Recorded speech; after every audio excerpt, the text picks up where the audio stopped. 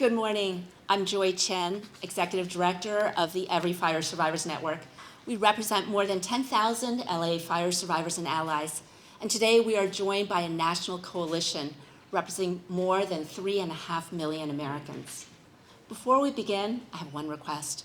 If you're watching today, please go to dearnewsom.org.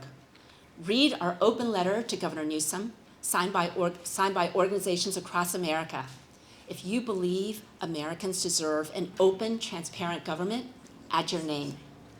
Today is about more than wildfire survivors. It's about democracy. Democracy depends on all of us doing our jobs.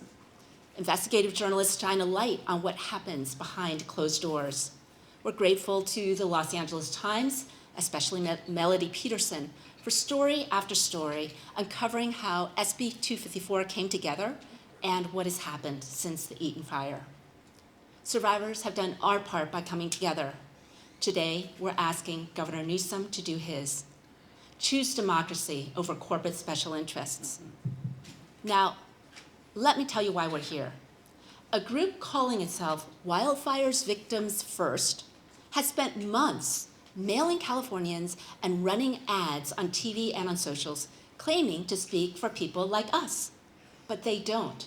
They're funded by California's 3 for-profit electric monopolies. We are the real wildfire survivors. 18 months after the Eaton Fire, 2 out of 3 of us remain displaced. Retirement savings are drained, credit cards are maxed.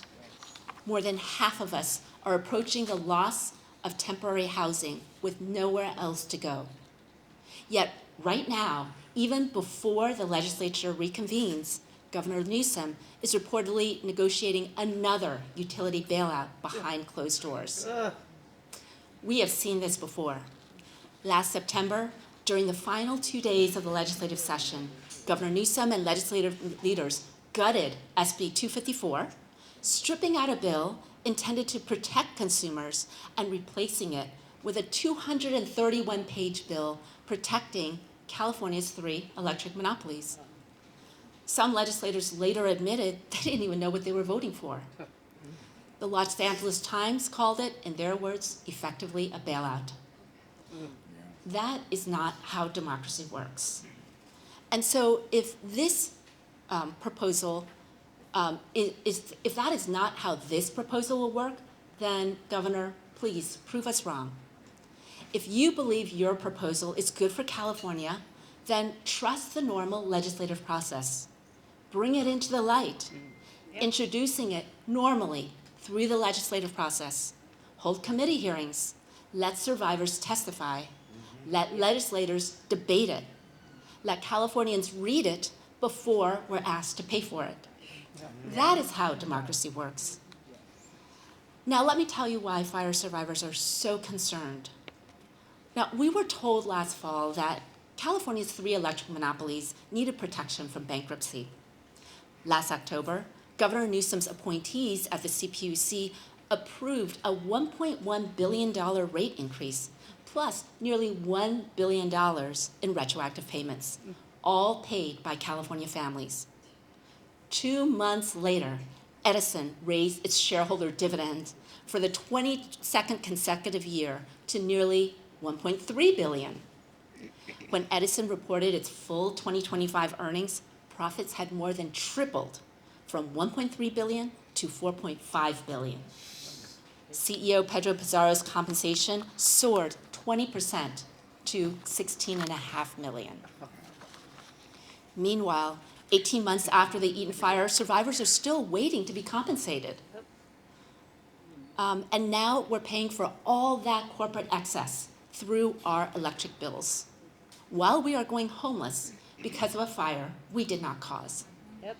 This was not exactly right. This was not bankruptcy protection. It was a direct transfer of wealth from hardworking Californians, including wildfire survivors, to Wall Street.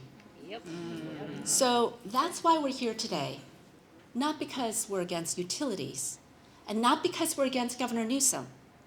We're here because Californians deserve a government that works in the open, not behind closed doors.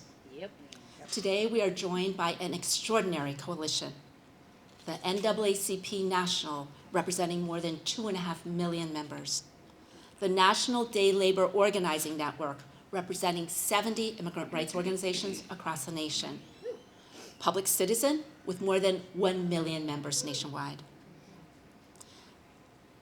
Different organizations, different missions, one message. Governor Newsom, choose democracy over corporate special interests. Yep. Yeah. Yeah. Yeah.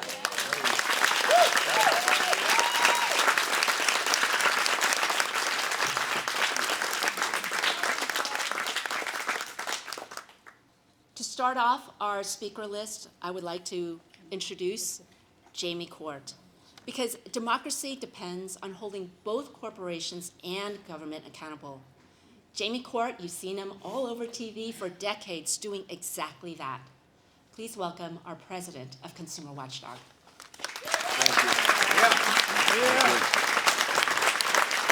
I'm very proud to stand here with you today. It's outrageous that wildfire survivors have to gather to tell the governor to believe them, that they need their legal rights against the utilities that burned down their house, because that's what this is about. Yeah. This is about the governor coming after your legal rights to get compensation for the death of your loved ones, for your pain and suffering, for what these utilities did to you.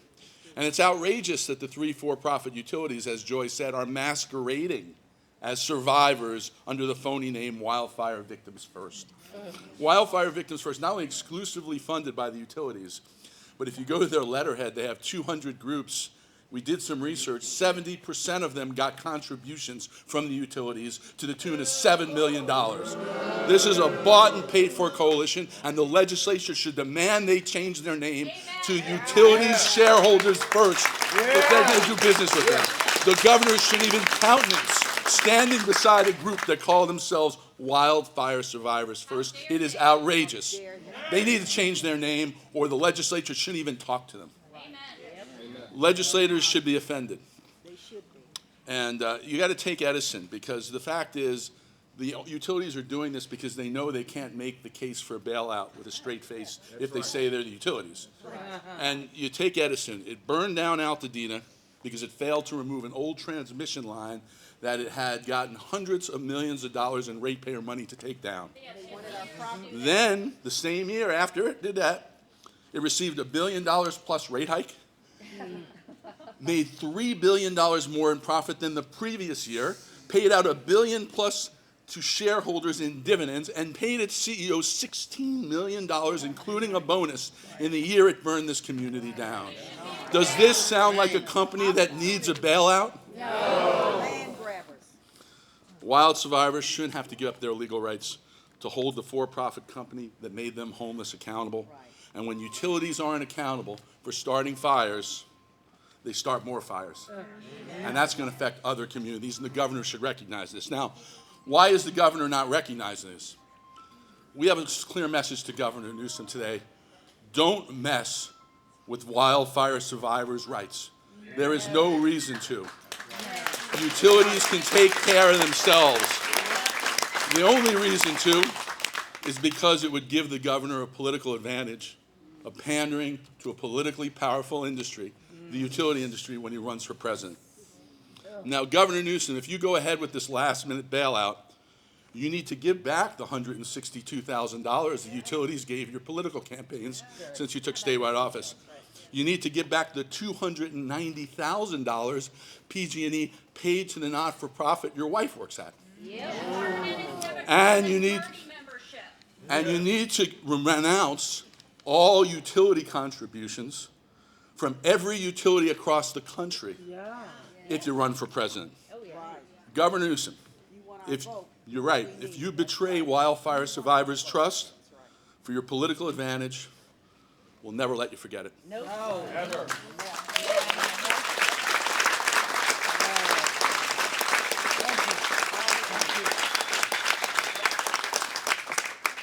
Thank you so much, Jamie, for those rousing remarks that really, I think, show us the stakes of what we have here. While we see the tripling of profits by this company, people are going homeless, paying for that. We still have not been compensated for this Eaton Fire 18 months later. To talk about how democracy only works when everyone has a seat at the table, our next speaker is, I'm thrilled to welcome NDLON, the National Day Labor Organizing Network, which represents 70 immigrant rights groups across the country. Please welcome NDLON Co-Executive Director, Pablo Alvarado.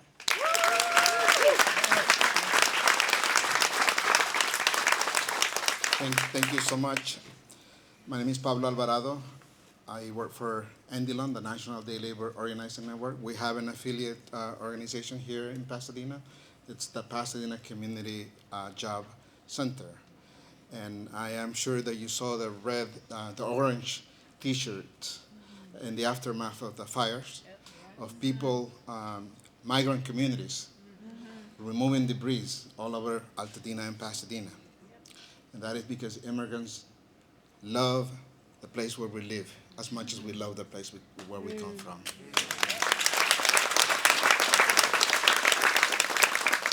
We're also part of the Dinner Rise Up coalition that's building power for fire survivors and to ensure that those who caused this tragedy are held accountable. We appreciate the leadership of the governor in defending migrant communities from the attacks by the Trump administration. But we want to see that same level of leadership to protect fire survivors, all fire survivors. Thousands of African American, Latino, immigrant families lost their jobs, their homes, their communities in the Eaton Fire. And they deserve a recovery that protects survivors, not the corporation whose failures caused the tragedy. It's time to protect the fire survivors. First, not the perpetrators.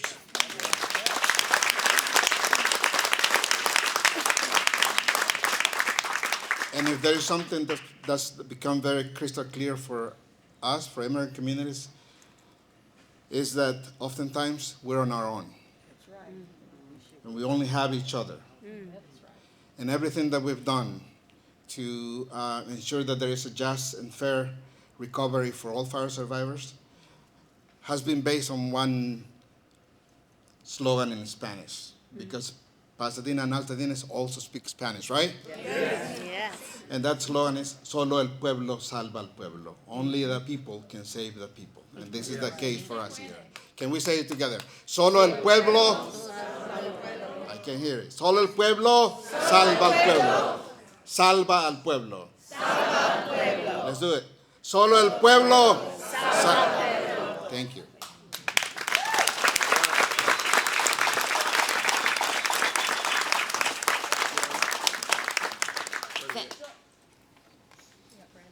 Brandon's here. Oh, okay, great. Brandon, come on up.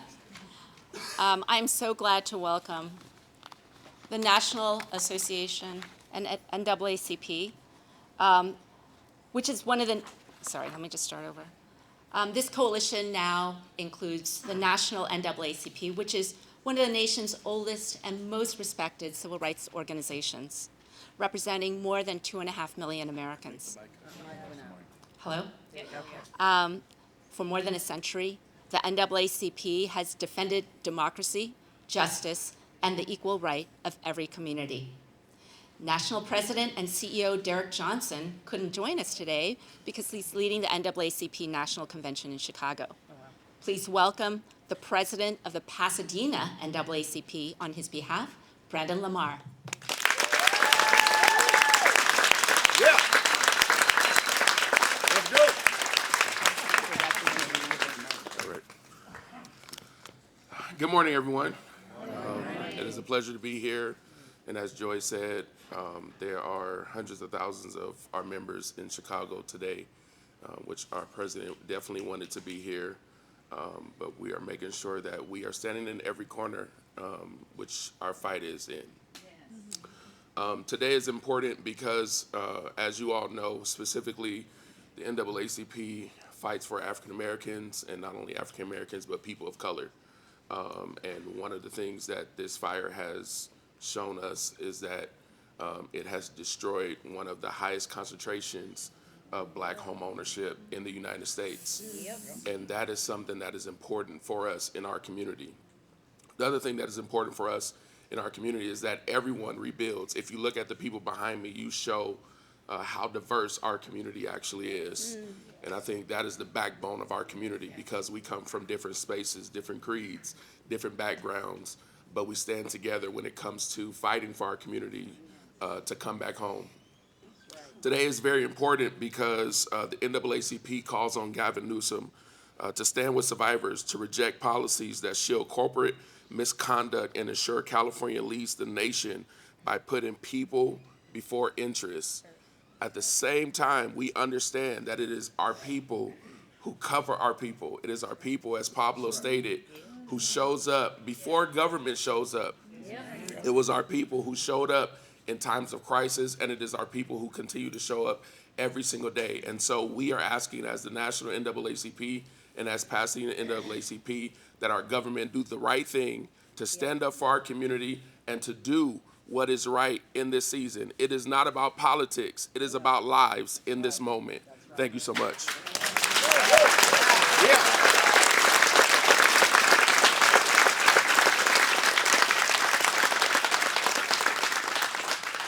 Thank you so much. And now we'd like to bring this program from the national level to the very local level, to the people whose lives have been devastated by this fire and by this company's negligence. To start us off on the Altadena front, I'd like to bring one of the most important voices here in Altadena. This person has devoted herself to protecting Altadena for more than a decade. Please welcome the founder of beautiful Altadena, Shauna Dawson-Beer.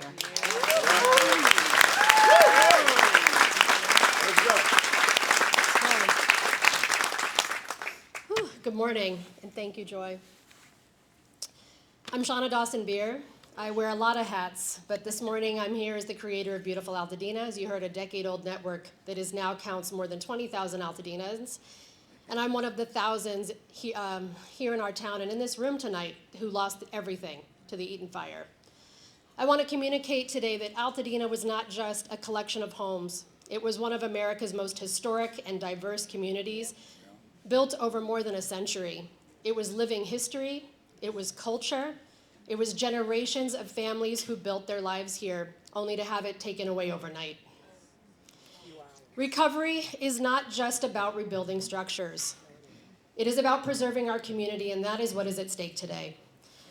The decisions that are being made in Sacramento are not just legal language, and as we have heard, these are not partisan issues. They are about whether government stands with the people who have lost everything, or with powerful interests that stand to continue to profit. It should be a given that our government should not protect corporate perpetrators over the people who have lost everything.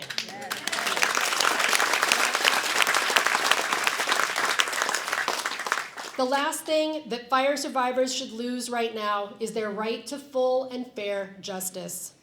And if this can happen to fire survivors in California, it can happen to disaster survivors anywhere in America. So Governor Newsom, today we are asking you to put our communities and your constituents first, before corporate interests. Protect communities like Altadena. And before I leave you this morning, I want to leave a final thought. I have a question that I hope everyone here, and especially all of you, is asking after this press conference today.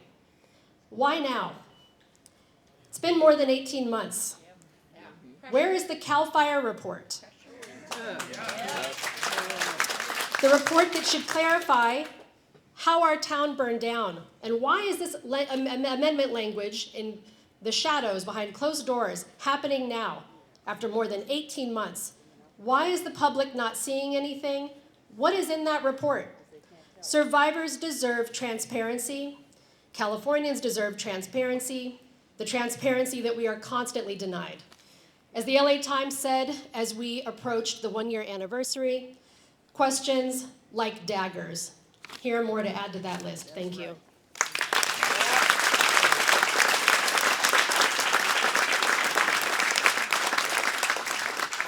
Thank you, Shauna. And continuing our Altadena voices, democracy isn't just government. It's neighbors refusing to let one another fall down. When our institutions fall short, our next speakers at My Tribe Rise stepped in. My Tribe Rise has helped hold Altadena together for decades. Please welcome Nicole Vasquez on behalf of founder Heavenly Hughes.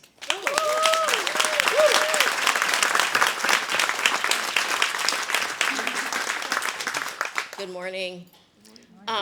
We know that governors often have higher political aspirations, right? And right now, not only the state, but the nation is watching when corporations get corporate bailouts, when we have corporate welfare as opposed to social welfare. We're at a turning point in this country right now where we need to do something different and not follow the status quo and things that have happened for centuries, because they certainly sure haven't been working, have they? That's right. We need cash, Governor Newsom, we need cash. You had the opportunity in the budget that just passed to give us cash directly to Altadenans, and you did not approve it. That's right. You have, right. That's right. You have the opportunity now at the end of August to do right by us, and you have an opportunity to give us a little bit more money then too. So you still have that opportunity. A lot. A lot more, right? So giving us cash also, because market-driven solutions, again, have not worked. Giving survivors and giving cash directly to individuals does lead to economic growth. There's studies that show it and prove it, right? Yes. Absolutely. I also want to say, you see My Tribe Rise, you think of Heavenly Hughes, you see her beautiful face, and I want you to know that she's not here today because she was hospitalized on Tuesday night. She was released on Wednesday, but she's still recovering.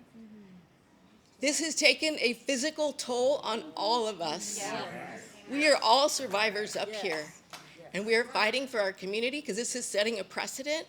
The precedent has been set with previous fires, and it's setting a precedent for future catastrophe that we know is going to happen. We cannot continue to put the burden on the toll on people of color and Black women in particular. Amen. We all know how powerful Heavenly Hughes is, and we need to protect her and not pull on her so much, I will be honest. You all need to step up and work with us and for us. That's right. Thank you.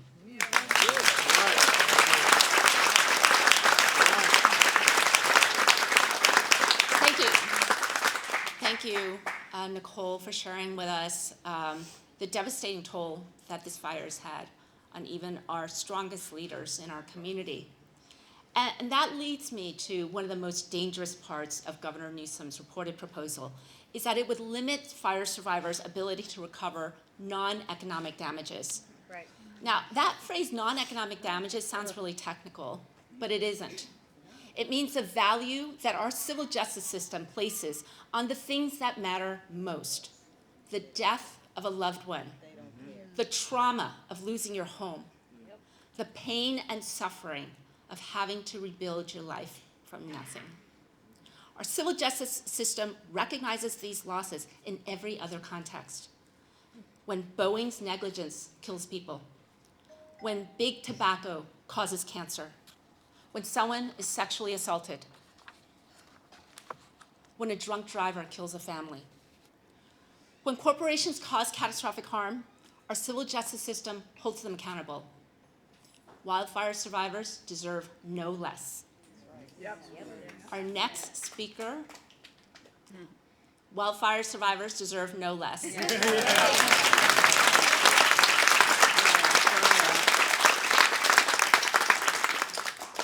And our next speaker understands that better than anyone. Dorothy Evans Jr. not only lost her home in the Eaton Fire, but the home-based childcare business that supported her. She's also the daughter of Dorothy Evans Sr., known to generations of Altadenans simply as Mother Evans. Mother Evans cared for the seniors in our community and the relatives of the loved ones for so many of us. Please welcome the CEO of Hope Now Community Resource Center, Dorothy Evans.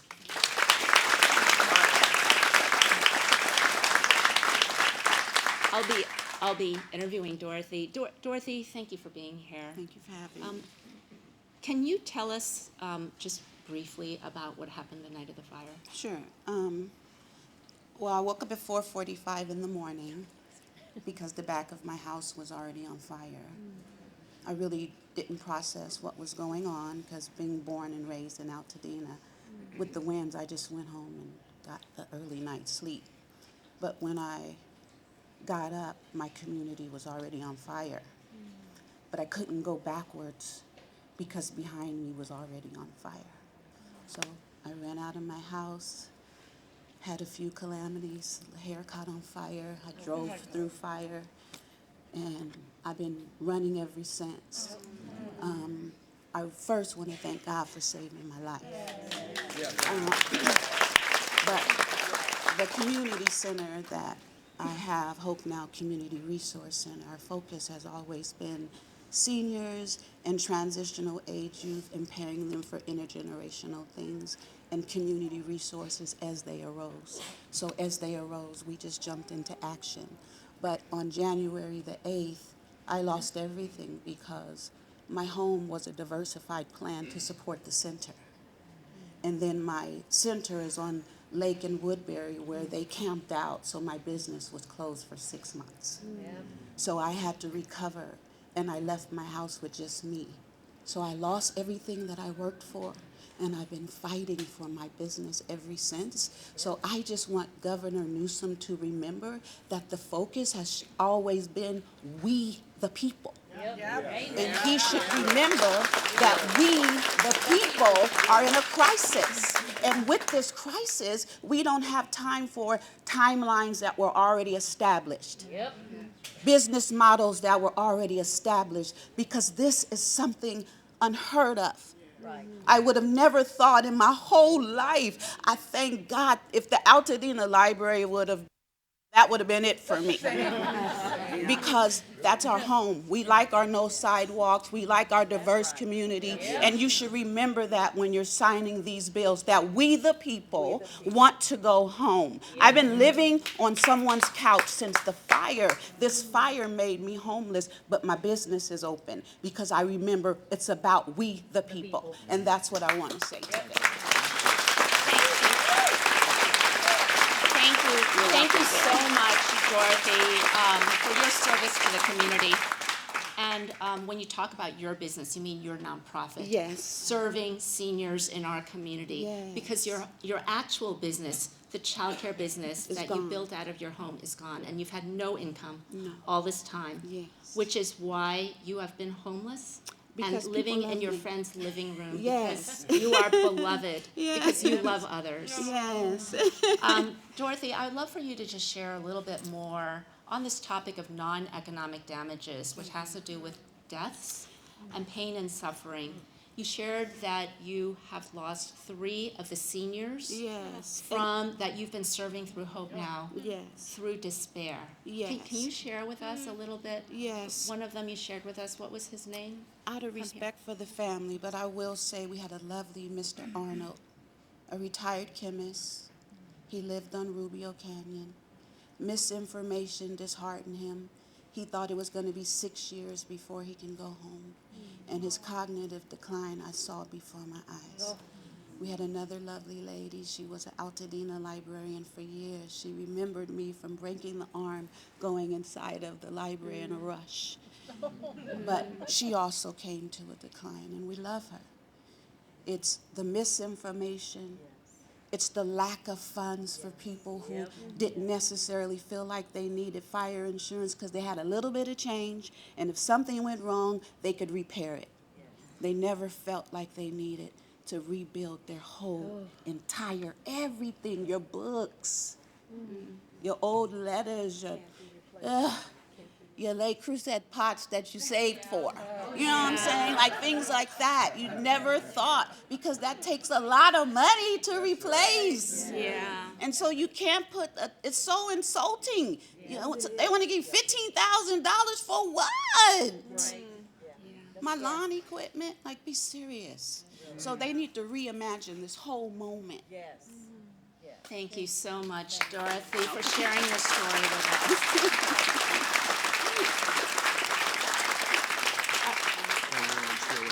Yeah, thank you. Thank you, Dorothy, for sharing your story with us. Our next speaker has comforted families through this unimaginable loss while carrying his own loss. He has buried members of his congregation and served this community every day since the fire, and he is an Eaton Fire survivor himself. Please welcome Pastor Anthony McFarland of Lift Altadena Church.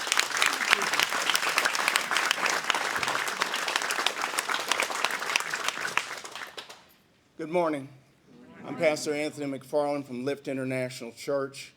I speak today not only as a person of faith, a local pastor, but a husband, a father, a grandfather, a community advocate for those in Altadena, Pasadena, who continue to live with the consequences of the Southern California these fires that have destroyed our community, destroyed families, that Southern California Edison is responsible for. On January 7th, 2025, the Palisades and Altadena fires broke out in Southern California, forcing more than 100,000 residents, please hear me, more than 100,000 residents to evacuate, causing, they report 31 casualties, fatalities, not to mention those who have died, as my dear sister just pointed out. Do you know how many more people have died because they were suffering in silence? The trauma literally choked the life out of them. 80, 90-year-old seniors who just could not imagine what a rebuild looks like. And we have those in authority in positions of power who are not doing their jobs. On this particular horrific night, my family personally lost everything. That night, we lost 70% of our neighbors were wiped out by the fire. Our homes, our churches, and businesses were burned down to the ground, leaving everyone traumatized. On that night of the fire, many families believed that they were actually escaping a temporary situation. I told my wife, honey, I promise you by 7 a.m. we'll be back and this thing will be over. Not to realize that it would actually be over for our community. The next morning, my wife and I stood in the middle of my daughter's living room as we received the news.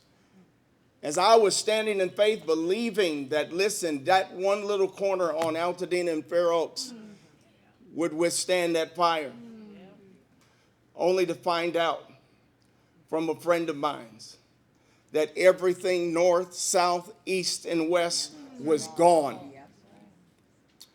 Today, many fire survivors are struggling against rising construction costs, rental price gouging, and corporate investors purchasing fire-damaged properties.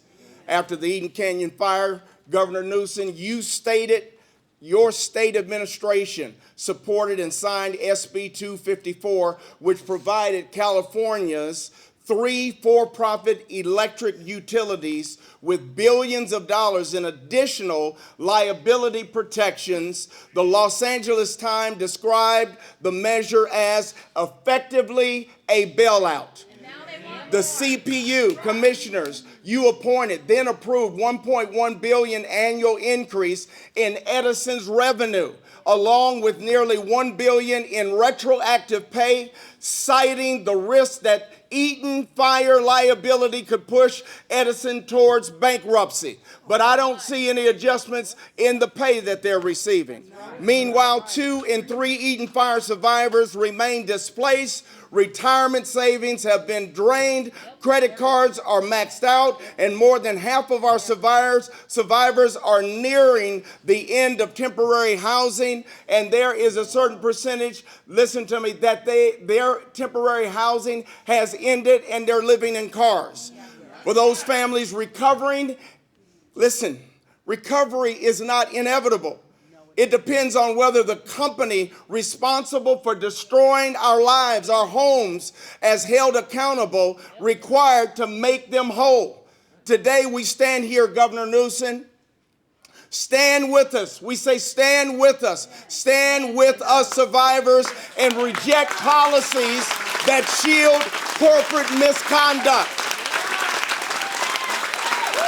To find out that your cap compensation, please hear me, your administration is considering proposals that would cap compensation for death, trauma, pain, and irreplaceable loss is unacceptable. Eliminate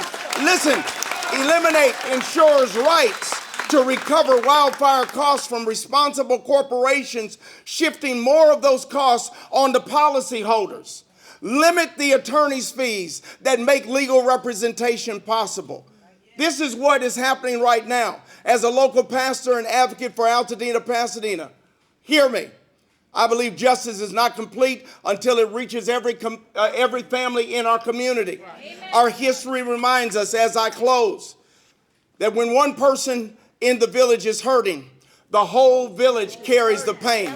When a community is wounded, leadership must respond with compassion, accountability, and a heart to repair and restore the people that you are to represent. I respectfully remind you, as an elected Democrat, that public leadership must be placed before profit, ensuring that corporate power does not outweigh the dignity and safety of families, let alone the historical legacy of this black and brown community. Black generational wealth that has been destroyed and is in jeopardy. Today, I ask you to reject any proposal and funding that limits survivors' ability to recover fully, protect the rights of families to seek justice, and support reforms that public safety, public oversight, and community recovery is first place. I have this saying with every leader: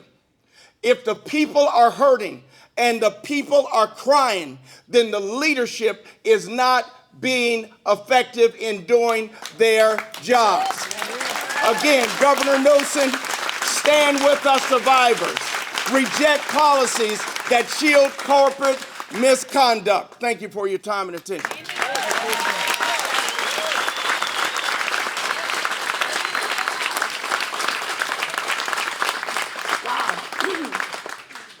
It is such a pleasure today to have with us in Alliance such pillars of our nation and pillars of our Altadena community, all here in unison with a message for the governor. Thank you so much to one of the greats in our community, Pastor McFarland, for that powerful message. And I'd like to welcome another pillar in our community who will close out our survivor panel.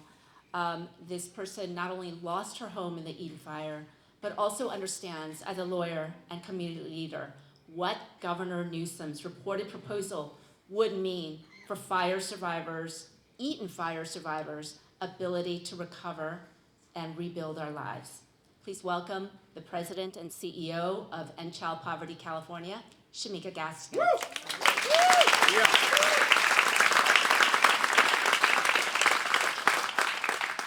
Thank you, Joy. It is truly an honor to be here with my community, and you never want to follow Pastor McFarland, but I feel energized and fired up, and when you want to cry, he's the person to hear.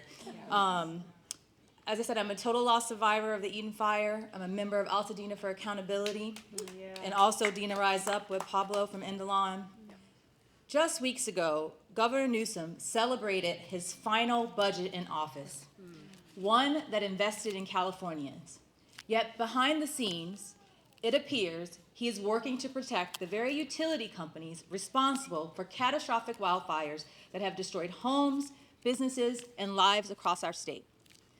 Instead of standing with survivors, Governor Newsom is considering backroom deals, a deal that would limit, as you heard, the wildfire victims' ability to recover, a deal that would protect utility profits, a deal that would continue to raise rates on us as consumers, I didn't just lose my home where I was raising my children and taking every single extra dollar to renovate it for over 8 years. As you heard, I, along with everyone else, lost our neighborhood. I lost irreplaceable family heirlooms. I lost my deep sense of security. I lost neighbors I loved and the village that helped me raise my children. Every day since the fire, my family has fought to rebuild while carrying the emotional and financial weight of this disaster. Making us whole isn't just about reconstructing 4 walls. We have borne the economic and the mental toll that you're hearing up here of living through this disaster. And most important, our children have suffered a trauma they will always carry. So for families like mine, this isn't about a payout. It's about whether we can rebuild our lives, and all we are asking for is that corporations responsible for these fires pay for the harm they cause. Not for California to change the rules after the fact and take away survivors' legal rights to a full recovery. The study underpinning the governor's proposal would limit compensation for what it calls, and I quote, the inconvenience of moving, including the cost of housing and transportation. Inconvenience? Rain at a Dodgers game is inconvenience. Traffic on the 405 is an inconvenience. But paying mortgage and rent while navigating cumbersome red tape and cobbling together funds to reclaim our lives is not an inconvenience. Supporting our children who have experienced catastrophic loss is not an inconvenience. The frustratingly slow planning and construction process to rebuild our homes is not merely an inconvenience. How dare you? How dare you? Governor Newsom, stop making 11-hour deals behind closed doors. Bring this into the proposal into the light. Let it be debated openly in the legislature with public input and transparency. Wildfires are becoming more frequent across America, and the decisions made here will shape how disaster survivors are treated for years to come. As you heard Joy say, this is not about just one fire or one settlement. It's about whether our leaders will stand with families who have lost everything or with corporations whose actions caused that loss. History will remember, California does next. It will remember whether our leaders chose transparency over backroom deals, accountability over corporate protection, and people over profits. We urge you, Governor Newsom, and the legislature to stand with the people of California. Thank you.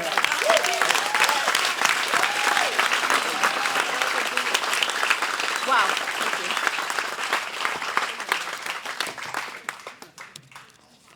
All right, the duct tape. There we go. I'd like to invite Governor Newsom and Edison CEO Pedro Pizarro to come to Altadena for 1 week and live out of their car in a tent on my lot and see if it builds empathy for you about why we need pain and suffering compensation. Please, come down and do it. Live in a tent. That's right. That's right. Thank you so much. I think that you can see why these powerful leaders have built up such a following, because they speak for justice and they speak for the people. I'd like to transition now from the survivors who have suffered so much in the Eaton Fire to the elected leaders who are doing their job, standing up for their community, standing up for democracy, standing up for a better future for everyone, not just the corporate special interests who are so powerful in running these shadowy deals. First, I would like to speak on behalf of Senator Sasha Renee Perez. She has been our champion from the very beginning. Senator Perez's second day in office was the day of the Eaton Fire. She has since then been an unbelievable leader on our behalf. She couldn't be here with us this morning, but she asked me to share this statement on her behalf today. She says, "I was deeply troubled by the use of a last-minute gut and amend last September, which undermined an open legislative process, deprived the public of the opportunity to provide meaningful input, and left fire survivors without the protections they deserved, and instead prioritized the interests of companies that evidence shows caused the fire. We must not be put in that position again. Transparency and meaningful stakeholder engagement for legislation of this significance should be the priority. Fire survivors deserve better. Thank you, Senator Perez.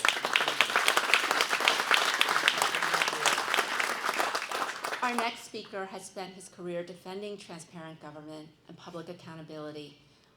Please welcome the chair of the Senate Energy, Utilities, and Communications Committee, Senator Ben Allen.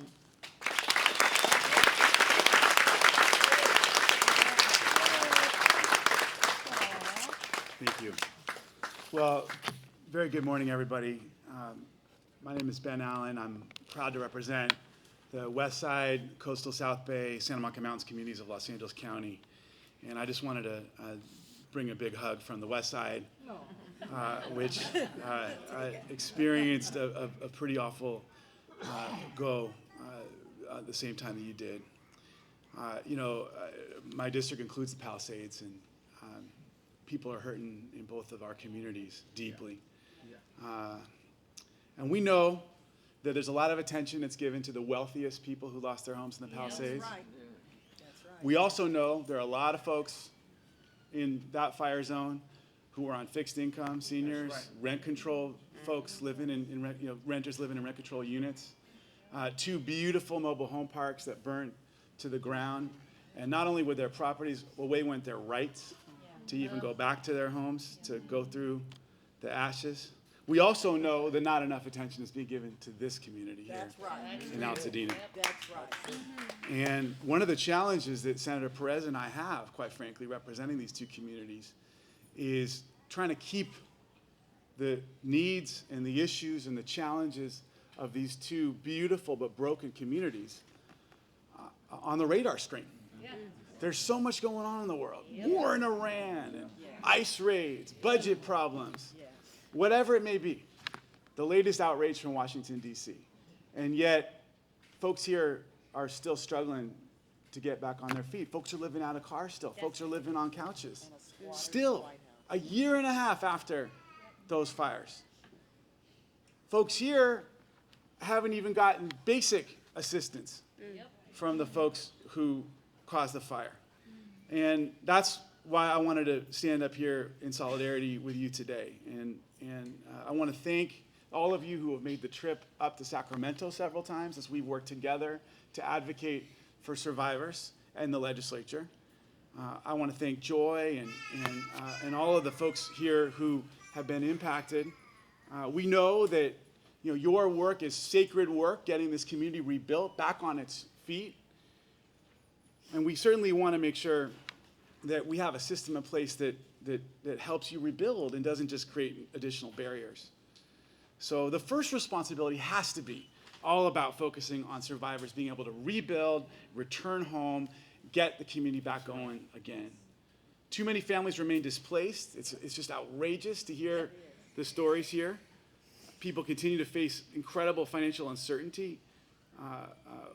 And we know, of course, that if we don't get this problem solved here, this is going to continue to inflict people all over the state, because the threat of these catastrophic wildfires continues to go up and up. It's worsening the affordability crisis at home as businesses struggle to get affordable insurance and pay ever-increasing utility bills.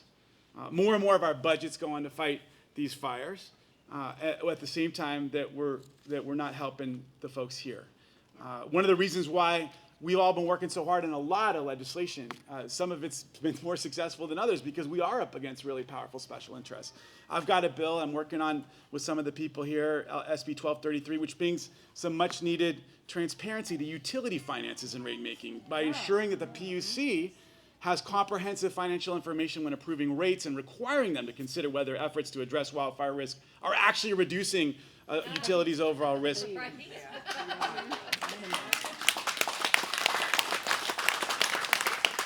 It's really important that our regulators make sure that ratepayers, that regular folks aren't overpaying for utility profits as we complete wildfire mitigation work that should be lowering their overall risk. So this is just one of many measures. I mean, Senator Perez has been a warrior on this, and I just want to send her regards to you. You know, that's why I was so supportive of her bill to go after these very kinds of lines that caused the fire that impacted all of you. That's why we've been working hard on John Harabedian's bill to have an independent set of standards for smoke damage. Because just because your home didn't burn doesn't mean it's habitable. That's why Senator Perez has been taking the lead. I'm the proud joint author on a bill to penalize delays in payouts by the insurance industry, because we know that's a part of their business model. And we've also got a bill to give people more protections before they get non-renewed, as people keep getting dropped. So as we are looking at all these bills, and as we're looking at all the cost drivers, from legal costs to insurance costs to energy costs to public costs, as we look for new ways to make sure that we're holding insurers and utilities and polluters accountable for a lot of these challenges, while we also encourage and hold our government accountable for greater investment in real risk reduction and making our communities safer. We've got to be looking at these things through the lens of supporting survivors, protecting consumers, protecting the public, protecting these folks here. So any solutions that we have to be holding the responsible parties accountable, lowering costs for people, and meaningfully reducing wildfire risk. That's what this is all about. That's why I wanted to be out here with you and stand in solidarity with you. God bless you. Thank you. Keep up your fight. Thank you, everybody.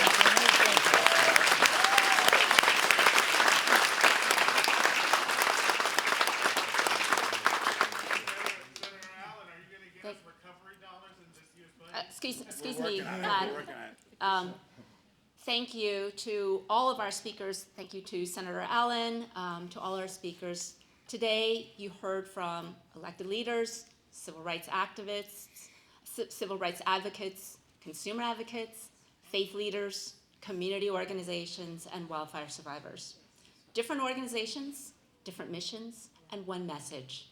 Governor Newsom, choose democracy over corporate special interests.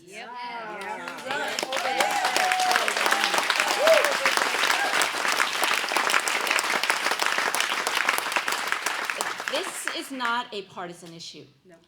Whether you're a Democrat, Republican, or independent, everyone deserves a government that works in the open. Everyone deserves to know what they're being asked to pay before decisions are made. Everyone deserves an opportunity to be heard. And everyone deserves confidence that no corporation is too powerful to be held accountable. Governor Newsom, if you believe your wildfire liability proposal is good for California, then please introduce it publicly. Go through the normal legislative process. Hold committee hearings. Let survivors testify. Let legislators debate it. Let Californians read it before we're asked to pay for it. Right? That is how democracy works.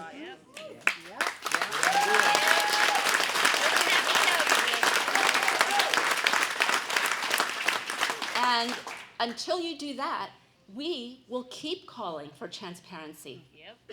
And millions more Americans will join us. Because this is about more than wildfire survivors. It's about whether Americans still have a voice when billion-dollar corporations want something from their government. Before we conclude, I want to ask everyone watching to do one thing. Please visit dearnewsom.org, read our open letter, and if you believe decisions of this magnitude belong in the light and not behind closed doors, then add your name. Governor Newsom, the choice is yours. Choose transparency over secrecy. Choose the normal legislative process over backroom negotiations. Choose the people over corporate special interests. Choose democracy. Thank you very much.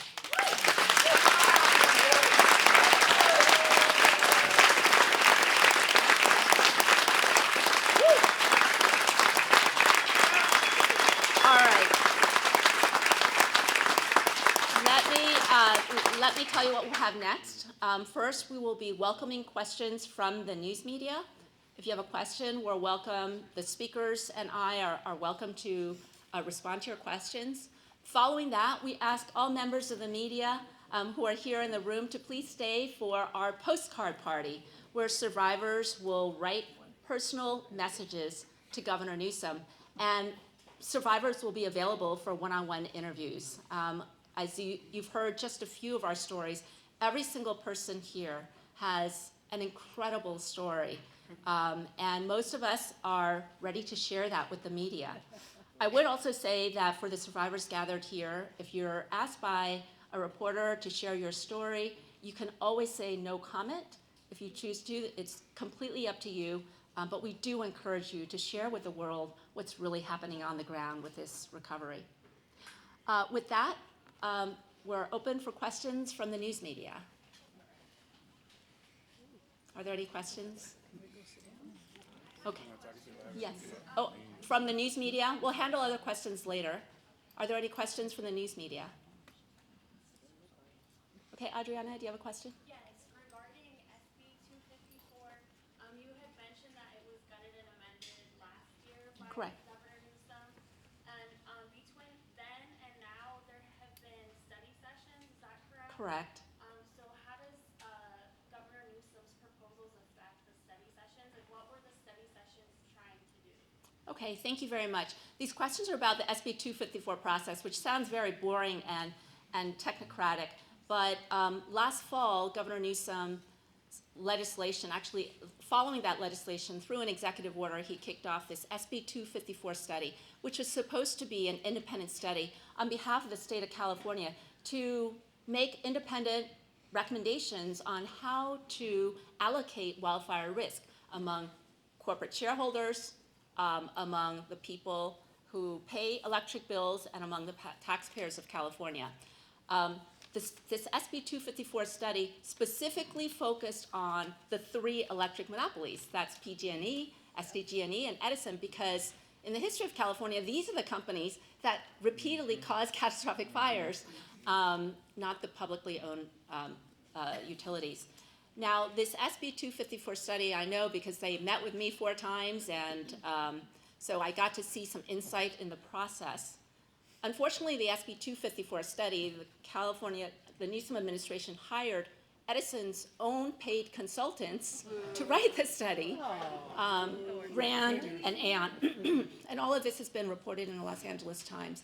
Rand and Aon, which supported Edison in creating the wildfire compensation program, actually, so Edison's paid consultants were actually then retained by the state to write the study that would make recommendations on how much liability Edison has for all this. So this is all quite circular. And then last May, the state legislature held 4 sessions, 4 hearings to openly air these recommendations by the SB 254 consultants. And those 2 companies, Edison's consultants, were the ones that actually were presenting these wildfire policy recommendations on behalf of the state. Wow. And so that's where these policy proposals now come from, that the governor is meeting with some legislative leaders on.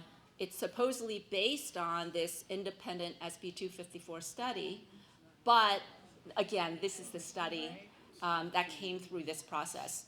And so these recommendations, these policy proposals that the Governor Newsom's team is proposing to legislators include the things that Pastor McFarland was sharing about: capping non-economic damages, capping.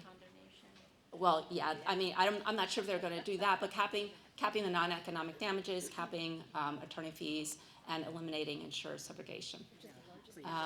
Okay, if there's no more questions, I think, yes, one more question.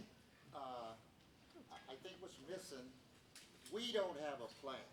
That's right, Walt. Now, I have a plan, 90 days and 3 days. Do not turn our electricity off. Use candlelight and solar light and flashlights for 3 months.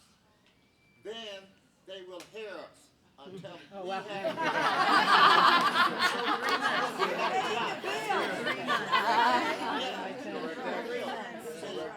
We would get pounded on without saying anything.